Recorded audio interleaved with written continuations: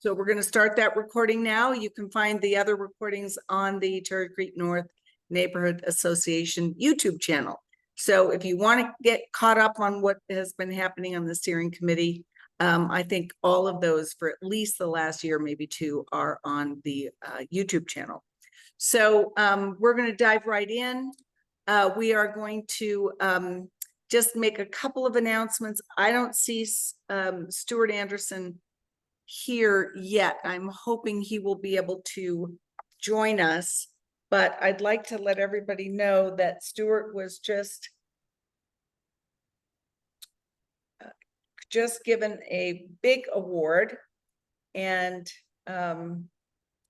he has been elected to the Transportation Demand Management Hall of Fame. So very few people have reached that position. And we all know and love Stuart. He worked so hard for us. And he and it looks like only 4 others are going to be brought into the Hall of Fame at the 38th Annual International Conference on Transportation Management Issues, and it's going to be held in Denver. So we'll if you see him, talk to him, congratulate him on that big award. Also, I wanted to just mention that we've got a new member of our team.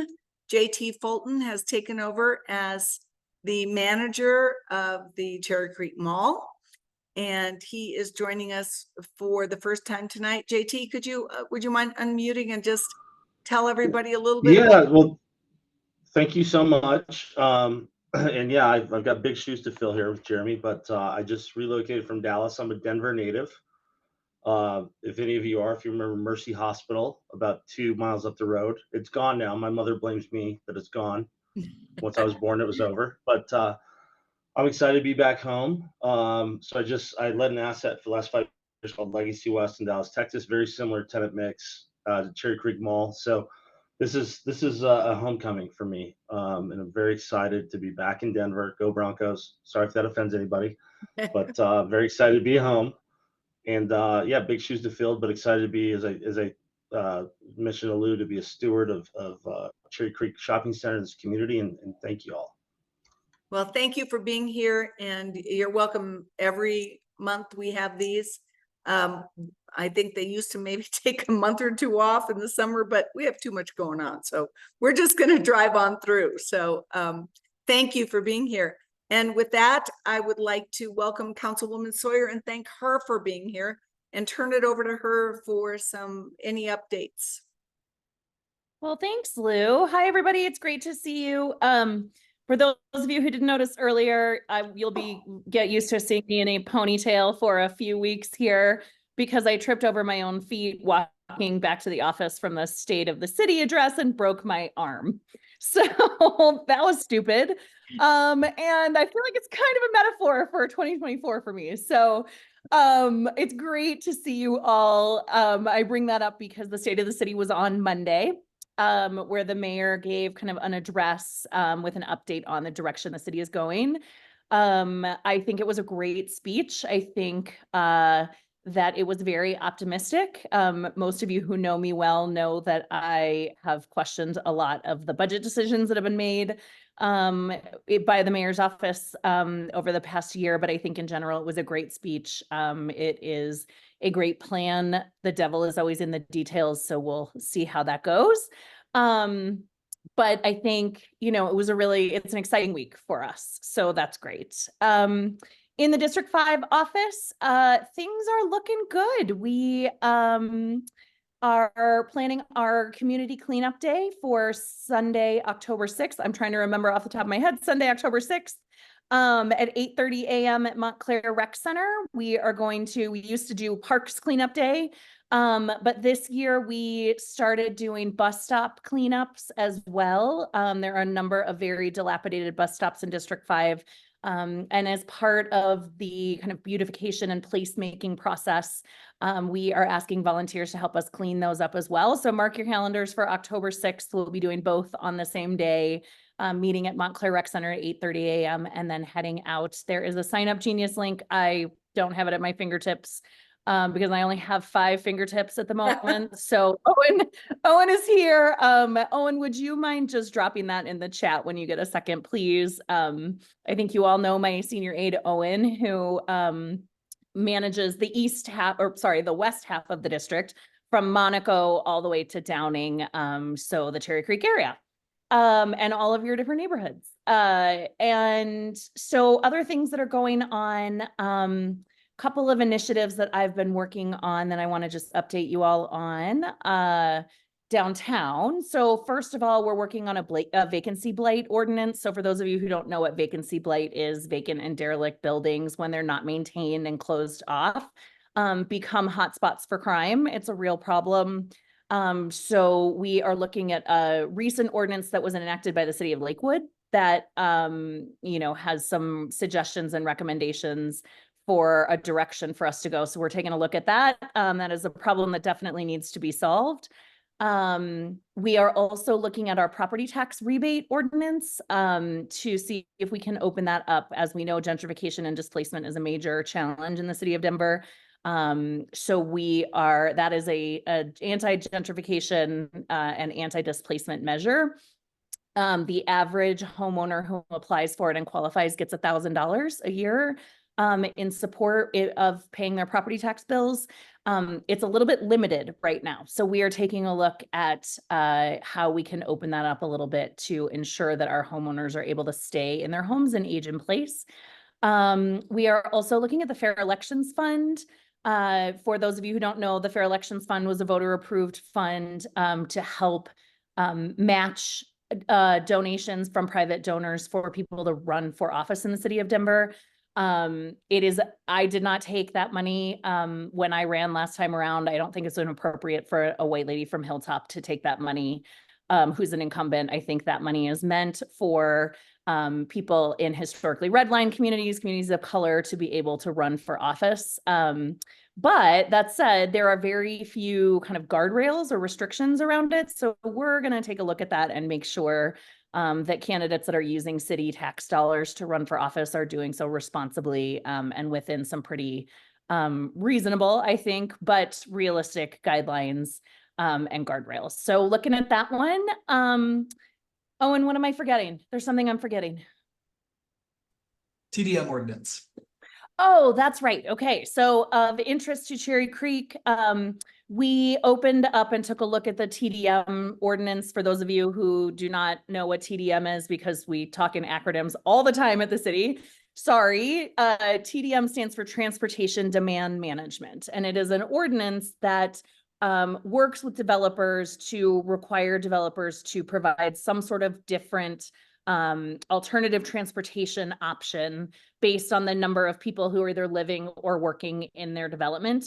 What we have seen over the last kind of 2 years since it was implemented is what developers are doing is just buying a bunch of eco passes for the people in their the residents or the workers in their buildings. That doesn't really work because RTD is not particularly reliable. So what we are looking to do is to kind of broaden that ordinance a little bit. The great news is the actual ordinance doesn't need to be changed. It's more about the rules and regulations of it that need to be changed. So we've been working with Dottie on that. And there should be some updates soon. What they're going to do is create a third tier. So right now there are 2 tiers kind of based on size. The third tier, this will be important for Cherry Creek West. It will be important. So Amy, I'm talking to you here. It will also be important for the VA property up at 9th and Colorado and some other kind of very large developments that are coming in the pipeline that will start the conversation a little bit earlier in the process, like in the large development review process, and we'll need to kind of provide, and Amy, you can talk more about this as I know that you're sort of the test project for this. So thank you for your patience and your willingness to be the pilot project for this at Cherry Creek West. So that we're getting the outcomes that we want, which are really for things like bike lockers and alternative transportation methods to be built into these new developments instead of just buying everyone eco passes. So there's a few other things going on, but I will say there's a lot. The ballot is coming in November. It is going to be very long. There is one sales tax measure that we have already approved as council that we've referred to the ballot. It's 0.35%. It would go directly to Denver Health to help support Denver Health. I think, you know, I'm not allowed to say whether I support it or not, but I do think that all I's were dotted and all T's were crossed. And so we were happy to refer that one to the voters for you all to decide whether you want to support it or not. There's another sales tax measure that has been proposed by the mayor's office it's a 0.5% sales tax hike that would be dedicated to affordable housing. It is a really good idea that is not particularly well fleshed out. So that was held up in committee today due to the deadline of the ballot and the ballot certification period. They have to get it done by August 14th, 15th. It's going to be held in committee for 2 weeks for them to flesh that out a little bit better. And we'll see if they can. If they can, then we will refer it to the ballot. If they can't, then there will always be another ballot. But I will say there are, between state and city initiatives, there are a number of things that are coming, and the November ballot is going to be very long. So that was a lot in a very short period of time. I will open it up for questions, and then I know that as per usual, there will be some discussion about Cherry Creek West. And since that rezoning has been filed, I cannot stay and be a part of that conversation because it's a quasi judicial process. So I will jump off and let you all continue the meeting after that. But first, any questions? And Owen will stay. So if there's anything that comes up that you guys need, he can help you out. And Councilwoman, you might, we're not going to talk about that actually right away, and you might have some interest in this next item that's coming up. Great. So if there are any questions, please put them in a chat. But I also would like to, I hope it's okay to tell everybody, Christine, but the Christine Desenfants, our fabulous, wonderful head of the Cherry Creek Chamber, has announced her retirement. And so I know that we will all be very, very, she's happy. Look at those thumbs up. But the rest of us are very sad. And we will never really let her go, but we congratulate her on taking that big step. I can tell her that now, as far as I'm concerned, she can do what I did, which is do what you always did and just don't get paid for it. So anyway, I wanted to congratulate her on that. And let's see. Thanks, Lou. And do you want to say anything, Christine? Can we talk you out of it on this call? Doubtful. Yeah. No, thanks for everybody's support, and I'll still be around lurking. You can't get rid of me. Yeah, we hope that's true. It's like I say, it's the Hotel California. You can check out, but you can never leave. So couple of other quick things here. Councilwoman, I think you'll be interested in this. So I'd like to also introduce Stephen Moore. He is the Senior Director of Central Ops for Taubman. We're so happy he could be here along with our new JT manager. So, but I think the purpose of his presentation tonight is that there was a proposal that involves putting some electric charging stations on the east side of the mall. So with that, I hope it's okay. Let me make you, I don't know, do you want to share? Do you need Yeah, that would be great if I could do that. Okay, I'm going to make you a co-host right now. And you will now be able to share your screen, and he will explain this. And Councilwoman, I hope that didn't catch you off guard because.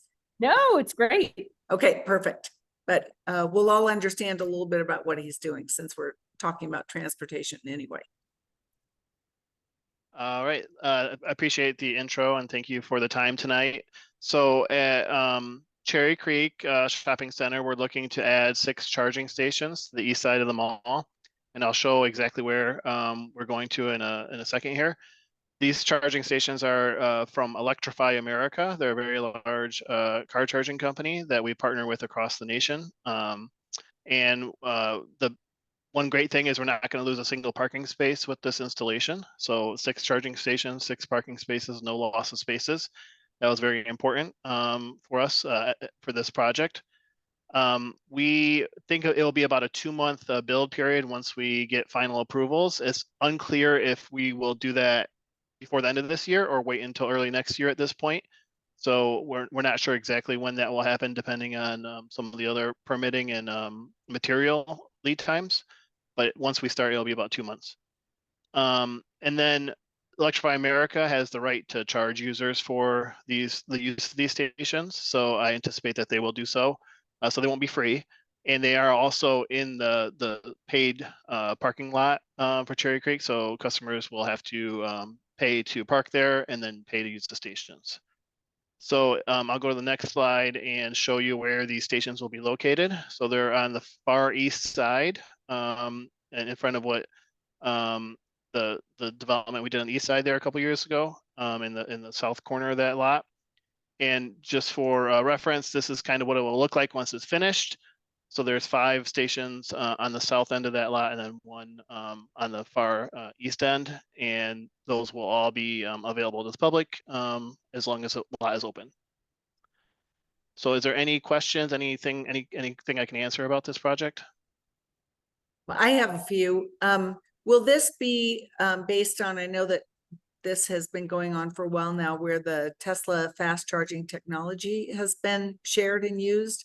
Will these be that type of technology accessible So, for types? yeah, right now they are 350. So they're 350 kW. They're the highest level of charging that a non-Tesla charging station provides at this point. They will be open to any vehicle. So Tesla or non-Tesla, they'll have, what they're doing right now is they're kind of putting in the non-Tesla charging ports, which Tesla users can just have an adapter to plug in. But as the technology changes, they'll update their ports to match whatever is the prevailing technology out there. So you've got these, like this depiction here. I don't know if anybody can see my cursor, but it looks like some trees surrounding 1, 2, 3, and what is going on there? And then is this all new infrastructure to support those charging stations? Yes, so these charging stations take a lot of power, and we don't have the power just existing right now. So the fortunate part is the location we picked, there is already utility infrastructure right there, like literally on this corner. So the additional infrastructure for the utility side is not very much, but the charging stations themselves require cabinets for their power usage. So that's what the 1, 2, 3 you see on the screen is their charging cabinets. And around those is landscaping. So we like to kind of hide it with landscaping. It's worked very well for us at other locations and really softens the look of kind of the equipment behind the scenes. So it's hard to really tell what that looks like on the elevations. Would you go back to the map Yes. of the locations? So right here, this is one of the main entrances into the mall, correct? Yep. Mm-hmm. So, and across from this, there will be future development. But have you notified? I mean, I just wonder, I mean, this really should be a pretty beautiful place to invite people into the mall. So will there be any signage or further coordination on keeping the landscaping really lush in this area? Because since this is really supposed to be a beautiful entrance into Cherry Creek, my question is how does this enhance that? And would there be any way to put additional landscaping around this, the sidewalk, so you really can't see those charging stations? Because if you go back, it looks like the charging stations actually back up to Steel. So is this Steel down here? So this on the south end is this entrance drive, and then Steel is on the east side of this drawing, or the far right. So what you would see mostly is this landscaping, right? This charging station may be visible from Steel. There is some other landscaping that they're not really depicting on here that would remain in place. So a lot of it will be landscaping. You'll mostly see landscaping. There won't be any big signs or anything like that showing that, you know, charging stations are over here. Really what you'll see is mostly the landscaping, and then peeking through will be the charging stations. So how will people know that this is a charging station they can take advantage of? Because we really don't have very many charging stations in Cherry Creek.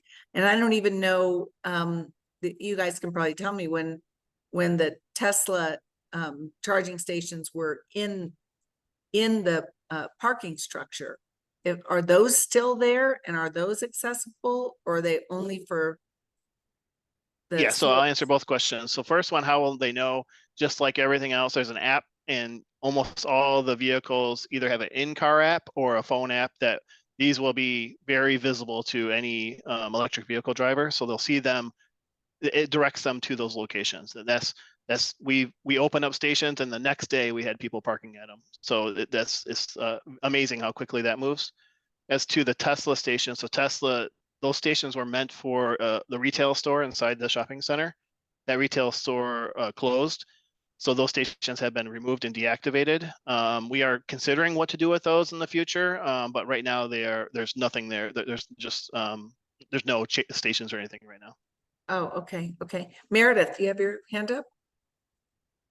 Yeah, thank you. You said that there won't be signage. I was wondering, what about illumination? Because so often there's very bright illumination that comes from like your parking garage and things like that.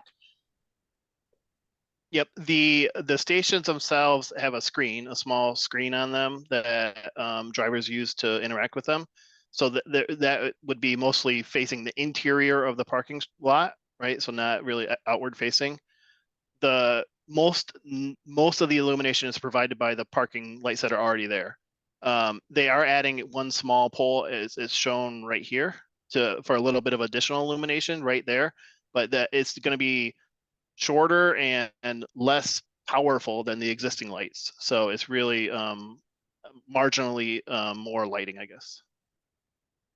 And are these available 24/7? As long as the lot is open, yes. So, I mean, there are times where we may close the lot for snow events or things like that, but yes, for the majority of the time, these will be available. So if somebody, so it's 11 o'clock at night, the mall is closed, so they still have to take a ticket and pay the ticket so they take a ticket to go into the parking lot, they pay for their charge, then they pay for their time that they're in the parking structure. Is that Yeah, right? I'm honestly not familiar with the charging rates of the parking fee there, so I'm not sure if we turn it off at any time at night, but in theory, yes, they would have to do that at 11 o'clock at night. Richard or JT, do you know, can people go into those lots at night? Yeah, They can, and they can access that, but and just as the new guy here, I've done these installations across the country as well, and they are an absolute value add. Because with not everyone that has Teslas but has other EV vehicles, they work great. They're super efficient. But to your question, Lou, yes, they pay to come in. It's access 24/7 if you want to, because we you know they come into our lot, and then they'd pay just as Steve said, and then leave right after. So where is the closest pay station if you come in at night? It's right here on this entrance to that surface lot. Kind of Okay, right where the red arrow is. Yep. okay, so that's where you, you take your ticket when you go into that lot. So you come in off Steel, you come in here, you go over Yep. here, here's where you take your ticket. Mhm. And then I thought their pay station was way up here, but is there a pay station right here? I believe there's an exit. JT might know better than I do. There's an exit, but you can't exit. I mean, you're supposed to go get, I apologize. My screen just went blank, so give me 1 second so I can fire it back up. Nothing like technology, right? yeah. well, on original installation, there were two pay stations in that parking lot. One in front of where Macy's Furniture is currently now, and the other one at the far end down by Flower Child. So there were two pay stations there in that parking lot on top of the exit gates. Pretty sure I've paid there. Okay. In the location you're talking about. Okay, and you can pay at the gate as well, correct? Correct. So you can take your ticket, come in, Yes, charge. and swipe your, similar to the airport. So when you exit the airport, automation, it's identical. Okay, Yeah. I guess I would open it up for anybody else have questions? Just really a comment. We are such a desert with charging stations that any charging stations we get are a big advantage for us. And we have one by the library over in across the street. So anything we do to bring into the neighborhood, we're happy with. Right.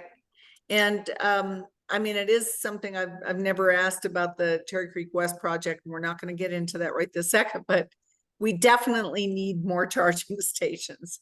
And so is 5 the number that you came up with because you think that is a currently a market that you've looked at for the neighborhood? Oh, I would love to do 50 stations here, but we have parking restriction. The more stations you add, the more difficult it is to squeeze into existing layouts. So this is basically all we could possibly do at this point in time. Okay. Does anyone else have any questions?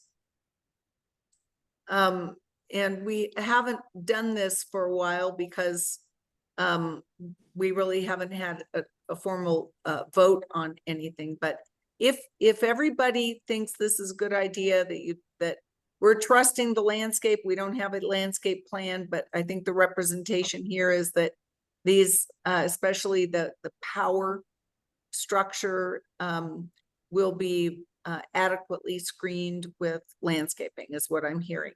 So with that, would you all just give a reaction on whether you support this by doing a hand raise?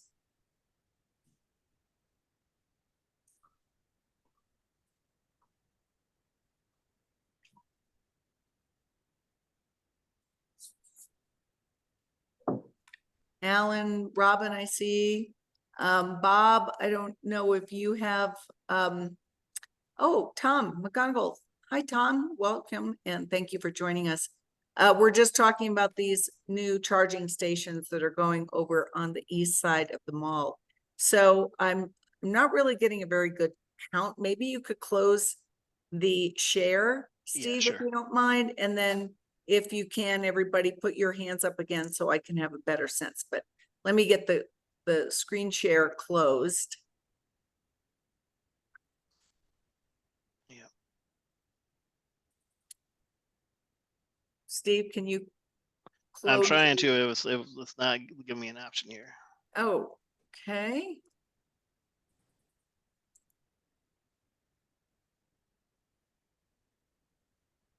I think I just closed you. Okay. Awesome. Now, would everyone put their hands up if they're in support this?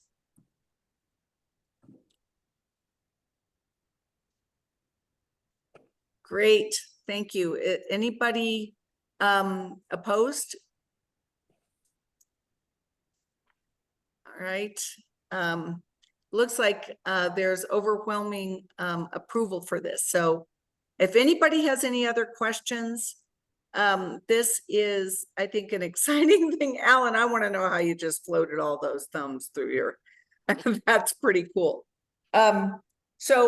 Anyway, welcome to the mall, and we're excited to have more charging stations. More electric vehicles means less pollution in our very polluted, busy area of the neighborhood. So thank you very much for that. And I'll see if there are any other questions in the chat. If anybody. Can I ask one question? I was sending a project through for pre-development meeting, and they actually told me, even though it was affordable housing, I had to have 25% of my parking units, actual parking units, not how many I needed to have, but how many we were developing, as electric. And I don't know, it's just a question for Amy down the road. It sounds like it's a requirement now by the city. And so that might be a gaggle of units. It doesn't have to be accessible to private citizens, but I just wanted to throw that out there, that it's a city requirement now for new development. Thanks, Meredith. I'm sure that the new development requirements in this area are changing rapidly, so I know they'll stay up on that. So it looks like Gwen, do you have a question, or you just, your hand is still up?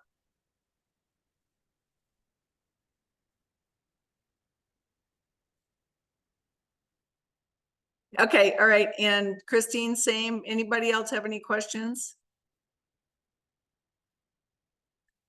Okay, well, thanks very much for sharing that information, and I will follow up with you, JT and Steve, on how to communicate your presentation and the overwhelming approval of those here. We currently have 20 participants, so that's pretty good.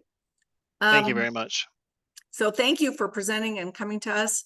I guess I would like to just follow up on a number of things, and we probably will just do a quick update. So Councilwoman will probably ask for a quick update on Cherry Creek West and share what we know. So if you want to wave goodbye with your good hand, and we wish you well with your other. Thanks, Olive. It's great to see you. Take care. All right, you too. So many of you probably received the notification, but just came the other day that the planning board date has been set for Cherry Creek West of August 7th. And Amy, would you like to share any updates? Not a lot of updates other than, Lou, I did actually text you a little bit ago. I know we've been talking about a community benefits agreement over at Cherry Creek North. And while I'd hoped to have something in your hands, I do not yet. We have a lot of stakeholders here on our side. So still working through it, but very, very close. Great, thank you. I just looked at my phone right now. Yeah, I figured you were busy trying to get on and sound and all that. You probably haven't seen it. Right. Technical difficulties. Okay, so I will maybe put a little more color on that comment so that everybody understands where we are. And I know that I've communicated with Bill Tanner and Robin about this, and Bill Allen as well as Bob Fuller. But Cherry Creek North is in a position right now where we have asked for the developer and the applicant, which is the Buell Foundation, to accommodate some concerns that we have by entering into a development and community benefit agreement. We have done development agreements before and for other projects in the area. If anybody wants to see what those are like, you can go to the Cherry Creek North Neighborhood Association website, and there are a few on the website. But this one is, of course, a larger, more complex development, and we've had some concerns that we have raised. Our basic request of the developer is to clarify some points and to confirm for us that what they've presented to this group and all the other neighborhood associations will be what the zoning will provide. Right now, there are some gaps from our review, so we have been working on that very, very amicably. And because I think everybody knows where we need to be. And if we hopefully are able to get there by planning board, our board will still vote. We still have a number of things to clarify, and we actually have to get the draft. Now, I am confident that once we get the draft, because I've worked with the attorney who is representing Amy and her team several times. And so I have a pretty good guess on what it's going to say, how it's going to be set up, and how quickly our review will be as a result of the fact that we have a lot of experience in this area and have worked with the Otten Johnson Council closely on other matters. So, but it is an ongoing process, and it has to happen pretty quickly since we're coming up on that. Our goal will be to try to make sure we update this group. I was hoping we'd have a little more of an update tonight, because there will not be another steering committee meeting before the planning board. And I assume that those interested parties and the other RNOs will want to stay pretty close to this so that they will know what position they may or may not want to take at planning board. So I will commit to you that as soon as I get that draft, our team will look at it. We're anxious to do so. We did put a number of points together for our board to look at. And we know full well that if we're able to get something, that there may be others who want to benefit from those agreements. So I don't have a lot more tonight, but I hope to have more in the coming days. And I will definitely try to keep those of you at especially Cherry Creek East and Country Club. And of course, Richard, well, we did go meet with Richard and Nick last week and had some good conversations about the issues that we still see. And again, our mantra sort of has been, we want to make sure that what has been presented and supported, or not, but what has been presented is what we're going to get, and that we can understand and have some predictability around that. So again, this is not, it's going to happen hopefully fairly quickly. The team has been really great to work with. So the fact that we don't have anything yet is no disparagement on our ability to get there.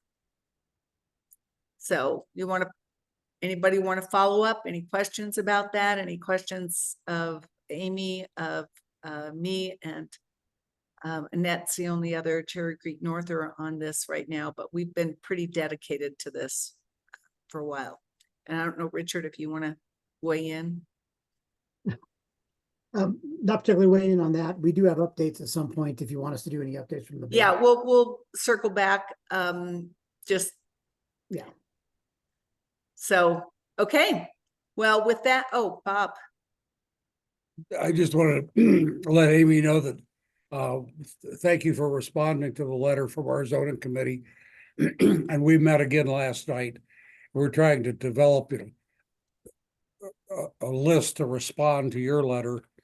And we hope that we could do it in coordination with the community benefit agreement that Lou's working on.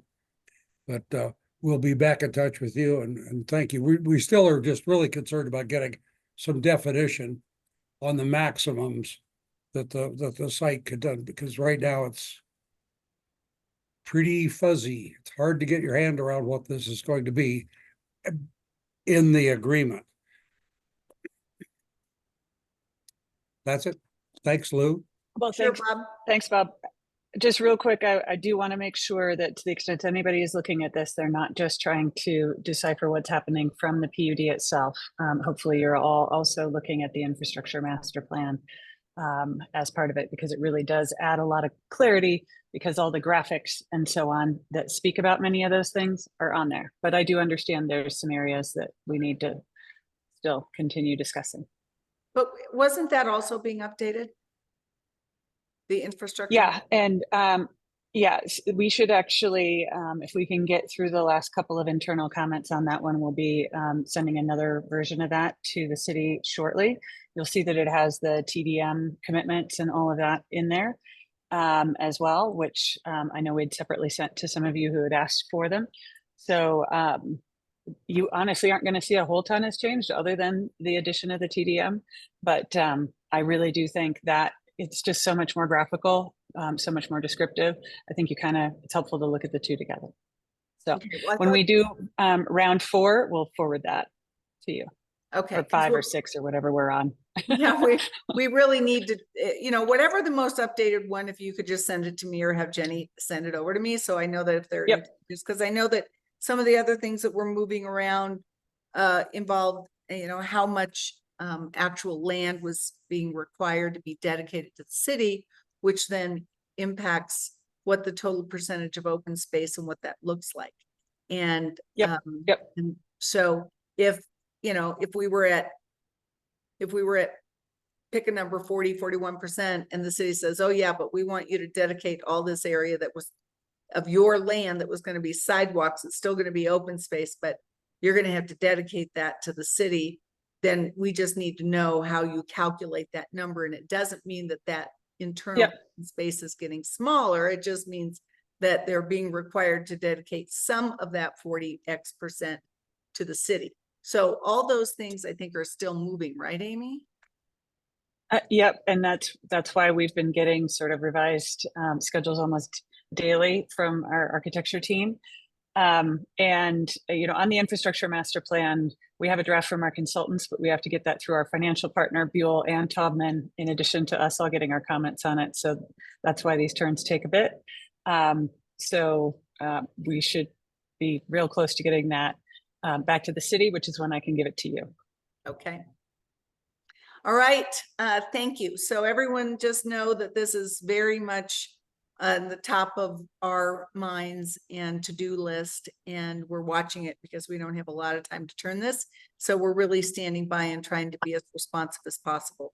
So, and Bob, if you all would want to talk to me about that, but I'll need to know what these letters are and everything, because right now we're going this direction. So if I don't understand what your issues are and how they overlap with ours, we can't address them.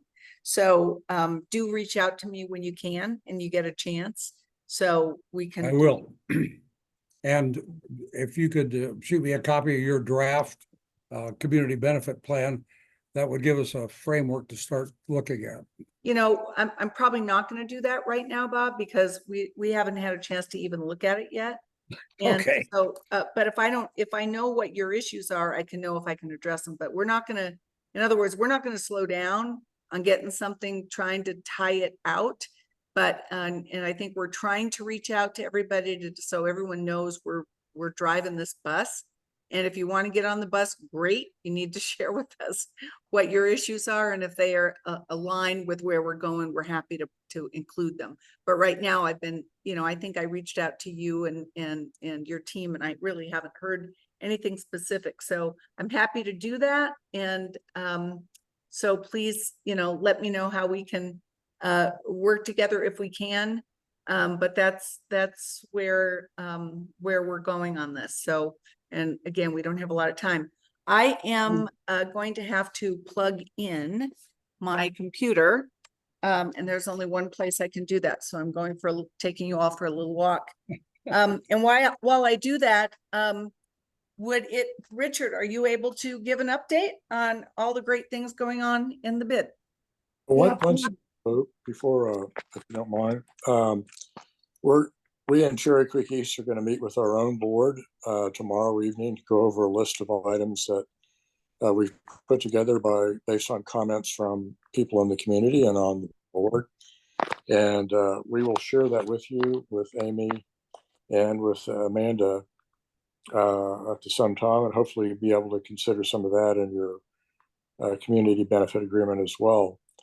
Some of it, as you've noted, will be duplicates of what is in the current plan for the development. We can either leave those in or take them out, but we prefer to leave them in so that we know that they're going to be considered, same as you're concerned about that. Okay. So as I understand it, Cherry Creek East and Country Club are doing their own list. They're sending them to the developer. They're working directly with the developer. And again, you can send them to Councilwoman Sawyer, but remember, she can't really participate in that right now. So remember that, Bill, when you said sending it to her, she really can't. No, we understand that. We'll also be sending it to you, so you can decide whether you want to include it in the community benefit agreement as well. Because without having seen your agreement, we don't know which of these I don't items. have one yet, Bill. I have a list of things that I'm working on, but what I don't want to do is all of a sudden get a bunch of these lists and have to figure out what everyone else is thinking. So I think we're going to have to just do this the best we can. And if I get your lists, I can look at it and do the best I can with a limited amount of time that I can to take all that into account. And that's my goal. My goal is that we can get to a a place where we all can look at this and realize that we are in this together as a neighborhood steering committee. And so that we will have some agreement on where we can go. What I really, we'll have to figure out where we can't align. And one of the things that I think is really important is that in this process, in this PUD process, where you've got the transportation demand management plan, and you've got the master infrastructure plan, and you've got the PUD document, you have to put all of those together to figure it out. And you don't want to say one thing and have to look 3 places to make sure that it's correct in every place. So reiterating things and if they're here and they're over there, we may refer to those other agreements. What that means is that really people need to take these documents together when they're looking at them, instead of having a bunch of lists of points that may have been addressed, and all of a sudden we have a 50-page community benefit agreement. That's not going to happen. It's just not the way to do this. So it takes a lot of work to make sure that we know what is where. And unfortunately, right now, things are still moving. So it does feel like we're under a lot of pressure with this very short time frame to get in front of the planning board. So whether we can get to yes before planning board is, a question. And I mean, I assume everyone's going to have somebody there. If we can be there and be on the same page and be positive about this and know that we're working amicably to a conclusion, great.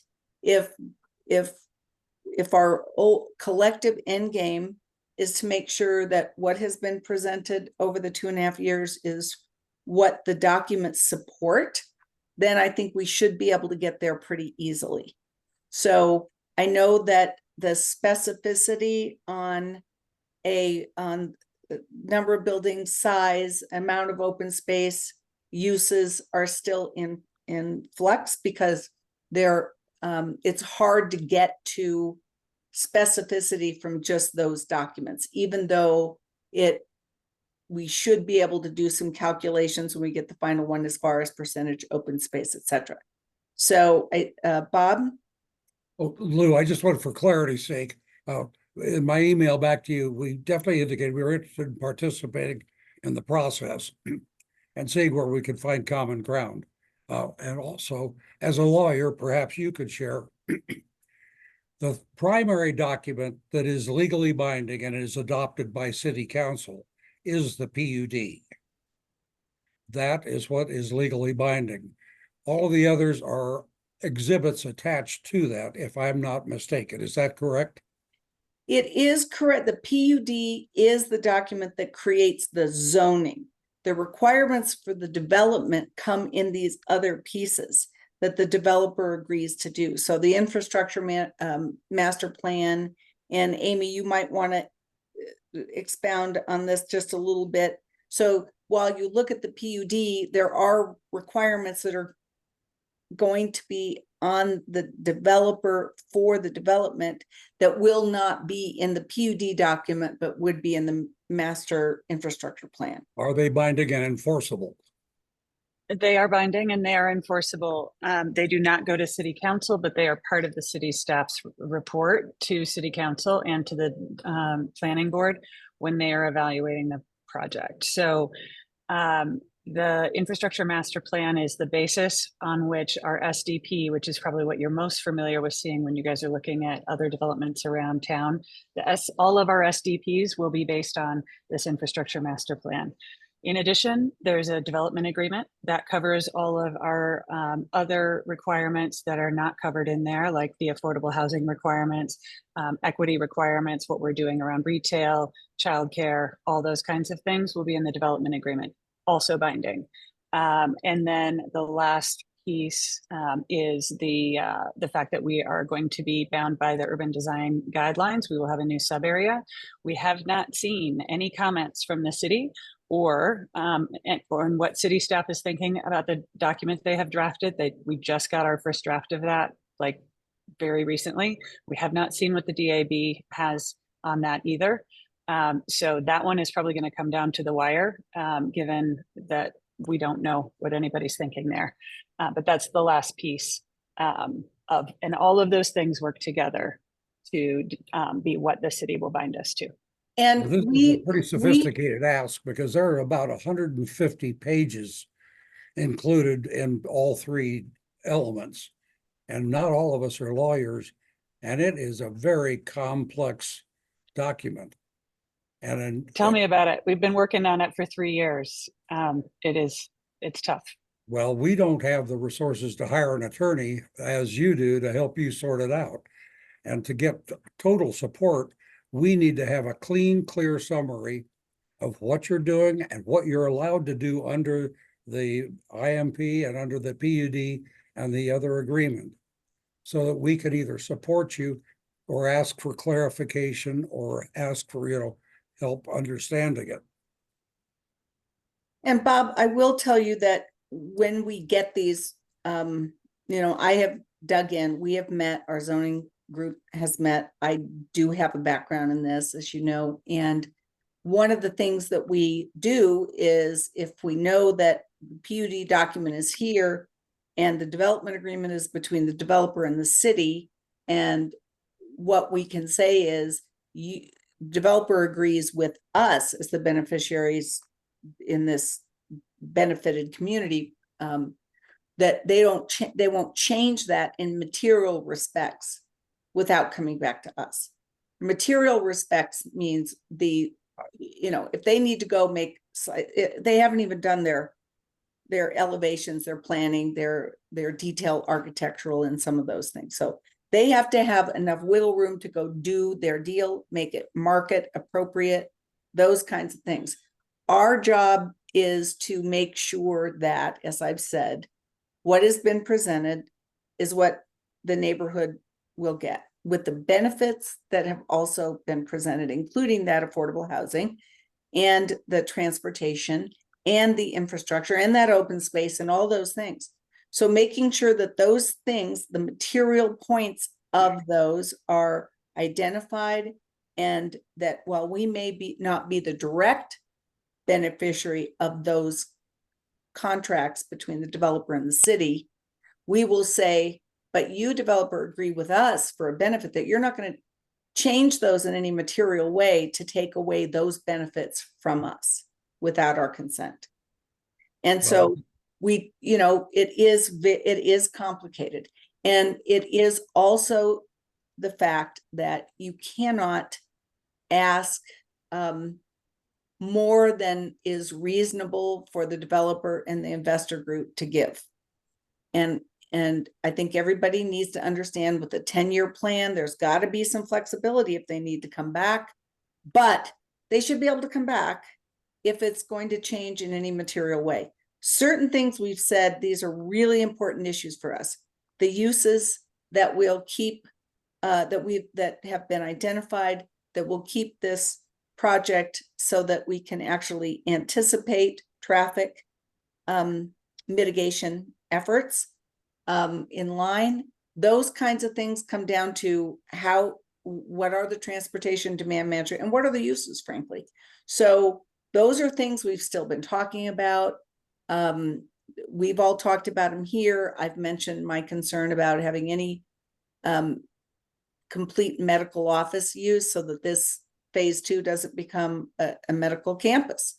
That would be a disaster from traffic perspective, and we will oppose that.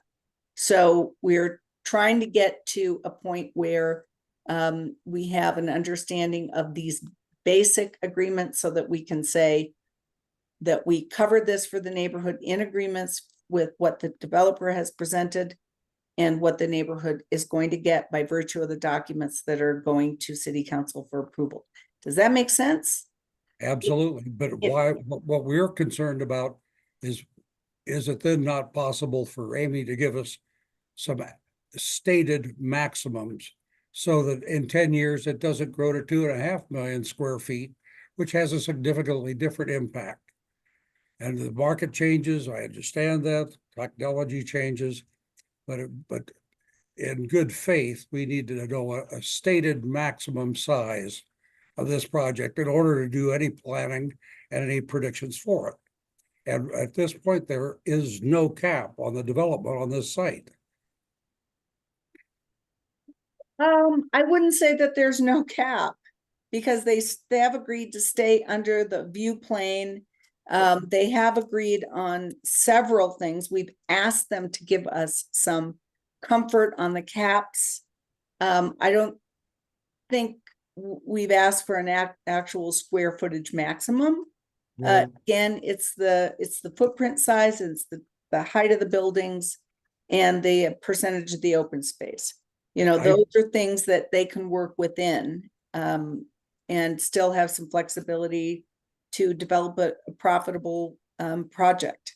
But just doing the quick math, if you have 7 buildings, limited floor plate at 65,000 per floor plate, and 13 stories, you build that out totally, and you've got 5.5 million feet. No. The zone lots can't be any larger than that. That's not the way that's read. Okay, well, my math may be incorrect, but 13 times 62,000 times 7 buildings is a bunch. The 62,000 is the full block size. There is that mid-block connection that is actually in the PUD, so you don't have to go to the infrastructure master plan to see that. Right, required, that's where I'm taking it from. That But we it's have to have in 62 per between. floor So plate. 62,000 each floor plate could be 62,000. we couldn't have windows with those. So we're working through all this stuff with Lou and her team. I don't want to litigate all of this on here with everybody, but if we build everything like right up to the edges of everything, then they can't have windows. They can't have, like, we're just not going to do that. So What we Well, have to get through yeah. is to we don't need to deal with this now. This is not the appropriate forum for it. Right, but what we have to do, and the purpose of talking about even this level of detail, is understand the questions. We certainly, we have, and I explained this to Amy, we have, 3 pages of points, many of which she and I have already talked through. But we have not asked for a maximum square footage on buildable square feet. So but I think we can get comfort in other ways in terms of the size of the building lots, the requirements for the open space, the maximum height. I think there is some concern about that. We've asked to have that addressed because what has been presented has been this average of the 10.5 stories, and the ability. So in the area plan, as all this was identified as 12 stories. It's going up to 13 because of the affordable housing. And so keep in mind that that's where we get the affordable housing, but the commitment, and I think this is fair to say, Amy, has always been to stay under the Cranmer view plane, and which is 168 feet is well below the Cranmer view plane. And I can't recall if it was Bob or Bill who had asked for the diagram for that. It's an exhibit to the infrastructure master plan, but I had sent that out to someone. We're well below it. I did get that. So yeah, great. So we're well below that at 168 feet. So I guess I guess it's, hurry up and wait a little bit more. And we're all trying. We just have a lot of stakeholders, we're trying. I have a lot of people who feel like, they've made a lot of commitments. We've spent 3 years negotiating through this with the city, and who are wondering why they have to make additional commitments to other people. We're walking through it. Everybody understands where this is coming from and the why, but the language and getting to the language is tough. So know that we're working on it. know that we certainly know the list that you have questions that you sent to me, Bob, because I've sent you the response back. Right. Lou, we talked through yours, so we're on it. Yeah, and I would just like to ask if those could be shared, if you could send Bob both the list and the response so that I can get a heads up. That would be really helpful. And then if I there's, would have done that earlier, Lou, but we just met last night. Oh, and tried gotcha. to finalize it amongst ourselves. So our zoning committee had it, but just like you haven't put together your list yet either. And we're working on ours.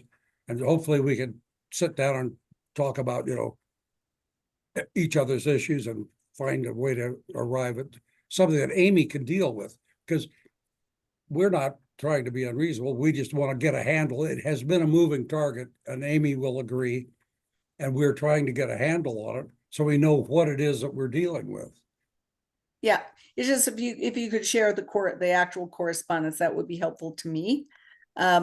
So we have not shared anything in writing with Amy at this point. We've had lots of meetings and sat down, and she came over to my house and had a cup of tea with her team and our zoning committee. We worked through stuff, but at this point we worked through things that we expect to see coming back, so that we can actually get right into the detail. So the more detail I can get from you, Bob, and your team, that would be helpful for just giving me a heads up. And are we all going in the same direction?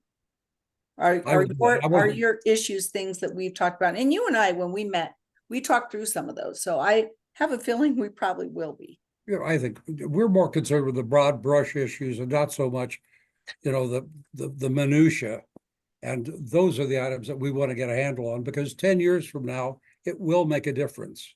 And it will be the precedent for redevelopment of the east end of the shopping center, because it's a 35-year-old center and we know it will be redeveloped as well. So it's an important precedent being set on this site. And we'd like to get a comfort level with how to deal with these very large and extremely complicated projects before we go forward on, an agreement of some kind or support for a project. Okay. I'm done. Okay, well, thank you. And again, the more if we can, we know it's coming. We only have a few weeks, so it will be fast and furious. And I expect to get something from Amy soon, and I'll let you know. And if I know what you guys are thinking when I look at it, it will help me. So.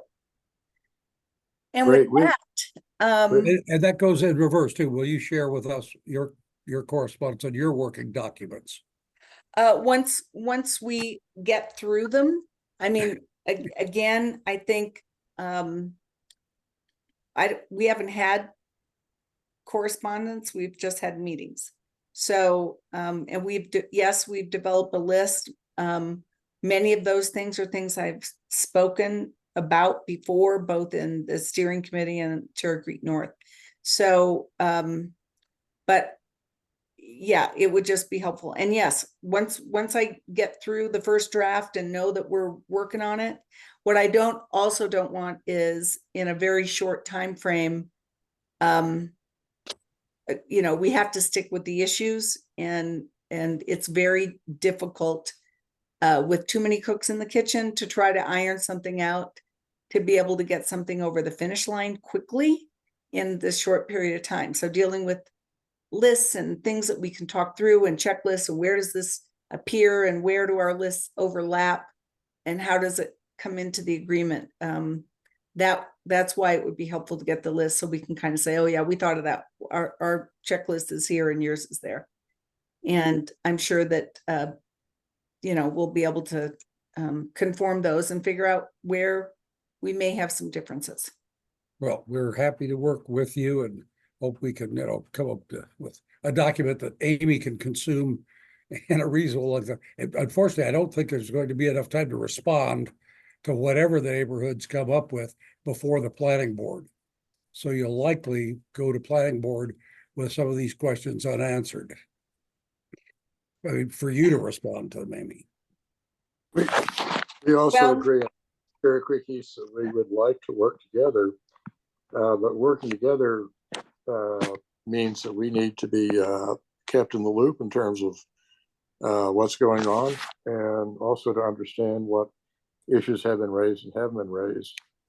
And again, we'll provide you with our list. Doesn't mean that our list is going to survive in its entirety. We understand that. We don't expect that. Some of the issues we've addressed are city issues, not really east-west partner issues. And we'd like the city to consider, or at least know that we don't think they were fully considered when they, on some areas, like for instance, Cherry Creek Drive North. And that's a whole different thing. And Well- again, we don't expect a response from Councilman Sawyer. We understand that. Yeah, and that- Bill, I will just tell you that if there are things on your list that are not within the purview of an appropriate agreement between the developer and the community, I'm not going to address it. I'm not going to ask the developer to go back to the city and try to, put that park over and underground the road. That the ship has sailed. It's a dead issue. I'm not spending time on that stuff, guys. There's too much real work to do. So keep the issues appropriate. Don't ask for the moon, because it's not going to happen, at least not us. If you guys want to do something different from where we end up, great. But I will take your lists and I will look at them with earnest, and maybe you guys identified something we didn't, but we're not going to ask the city to change course on what the city is doing, as they have already laid out their infrastructure master plan. What our job is, as I see it, as community stakeholder leaders, is to take what this developer has done, and I've always done it kind of with my hands, what the developer has told us for the last 3.5 years, or 3 years, whatever it is. Take what the city documents say, hold them up, right?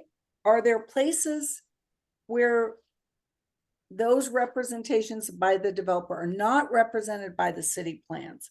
If so, we have to plug those. And how do we confirm that what's in the city plans and what's in what the developer has told us, that we can rely on those things in the future? In other words, the city can change leadership and change their plans, and everything could be modified. But if those agreements are with us, and by the way, I always put in all the development agreements, if this developer says, I cannot live with that, the market has changed so much, I can't do it, they always have an opportunity to terminate their agreements with us by seeking a full rezoning. Why? Because we have another seat at the table again. So, you also have to think about the life of these documents. And this is a ground lease. It lasts for so many years. Buildings have a life. You guys know that. So they don't last forever, but there are certain things that we get recorded against the property. And if the market changes, the city changes, the city wants new things, they can apply for a new zoning. I mean, Cherry Creek North could apply for new zoning. Everybody could apply for a rezoning on their own property. And if that's the case, then everybody's back at the table. So our goal is to make this appropriate, to confirm what the developer has been representing to us, to confirm what the city has told us in these documents, to again see where there are gaps in that overlap, fill those gaps to the extent that we can in material ways, and let the developer do the developer's work. I mean, we've all acknowledged many times, we are lucky to have a great developer and a good team, somebody who's been here, who's supported the neighborhood, who's on every one of these committee meetings and is at the table with us and listening and talking and doing a lot of work with us. So the converse of that is that we have to let them do what they do best. Our job is to make sure, as community leaders, we take what they've represented, we take those documents and we say to our communities, this is what they said they're going to do. Here's what the documents say. Here's what they promised us. And this is our package that we're going with. That's the packages, this community benefit agreement. So that's how I view it. And not something that is so tight that the developer has no flexibility. Well, that's how you view it, Lou, but we don't, it's not necessarily true that all of the neighborhoods feel that we have to accept what they brought us and just then go along with it. Well, there have been objections and concerns all along about the magnitude, scope, and scale of the project. And the Correct. developer, it's gone from 1.3 million to 1.5 million to 1.7 million in terms of total development. So we're concerned about the creep and about the scope. And then how do you deal with the impacts if you don't know the ultimate final scope without putting some definition to it? I understand. And we may at some point, that's why I think it's important. There may be things where Cherry Creek North will say as a community, we're good with this, with where we end up. And Cherry Creek East and Country Club may say, nope, we're still going to oppose it. That's your right. Well, that may be the case, but I would prefer to be able to support it as we did with Taubman. And Amy, I feel for you, but Taubman sat at the table every Wednesday night for 4 years with us hammering out that shopping center. And a few of us are still here. And it was a fun process. It was a positive process. And I think that it now is a nationally recognized success, not solely without the input from the community that helped lead to that success. Oh, the same can be said of the bid. I mean, as Oh, far, absolutely. you know, those of us who worked on the technical task force for the zoning and really looked at, and we had all these fabulous architects, which is above my pay grade, and, you know, identifying how we actually put into words the concepts of having the step downs, the light, the variation in scale, all those things created what Cherry Creek North is. Now, some people still say, oh, we've lost that sweet little village and I miss it. And it's like, yeah, and Denver used to be a small little town, and yeah. So some things we have control over, some things we don't. We are all very lucky to be living in an area where it's relatively safe. The bid has contributed tremendously to the quality of life and our ability to walk down to Whole Foods and walk home and feel like we're safe.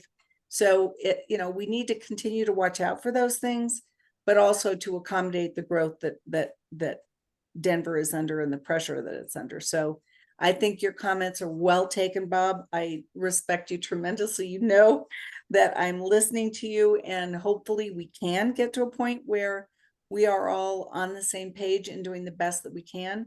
I have never walked away from a huge deal where everybody thought they got exactly what they wanted all the time. It just, that's usually a way to just spell entrenchment, and you can't get there from here. So I'm hoping that Amy fully understands what our concerns are.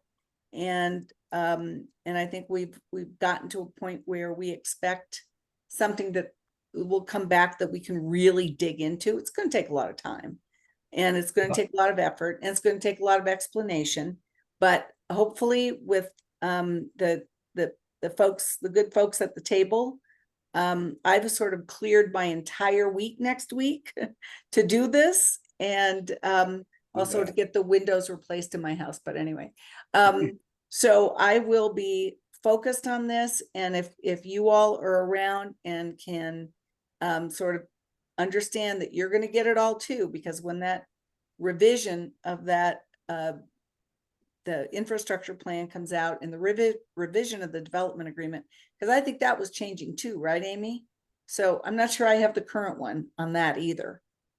It probably would be helpful to just do a refresh and just send links to those current documents, both to me, to Bob, and to probably Bill Tanner. And so that each of the represented organizations has the current list, and we can be looking at it and then, you know, waiting with bated breath for the agreement and for questions where we can really sit down and say, okay, and I will ask, because one thing I've known for many years is that, you know, the only stupid question is the one you do not ask, right? Because if there's a way to figure out something you don't quite understand, we'll ask Amy, we'll ask her team, we'll ask her to get the right people on the phone. We haven't gone to the city, right? We haven't tried to involve the city planners. We've kept this with the developer. We don't want to make their job any harder by going and knocking on the doors of the CPD and those folks to say, we want to sit down and talk to you about this development. I don't see that as our job. It only hinders the process of getting where we need to be. Our job is to go to Dottie and say, we have an issue about transportation. Let's talk transportation. We have an issue about lighting, about speeds, about this, about that. We pick those issues up, but not necessarily, you know, going to them and pointing things out. We point it out to the developer. The developer can either solve it in the PUD plans or solve it in the DACBA. So anyone can add, please do, if you have any thoughts on it. I've noticed that this is not a discussion a lot of people wanted to participate in because we're down to 14 people. So thank you for those of you who hung in there. It is now 6:26. We stop at 6:30, even though I had to reboot. So we're a little bit late, but does anybody have anything else they want to bring up in these last few minutes? Okay, well, with that, we will adjourn. Thank you for being here. Thank you, Amy, for continuing the work and talking to us all. And, you know, we'll get there, folks. Okay, Good night. Thanks, Lou. bye, everybody. Night all.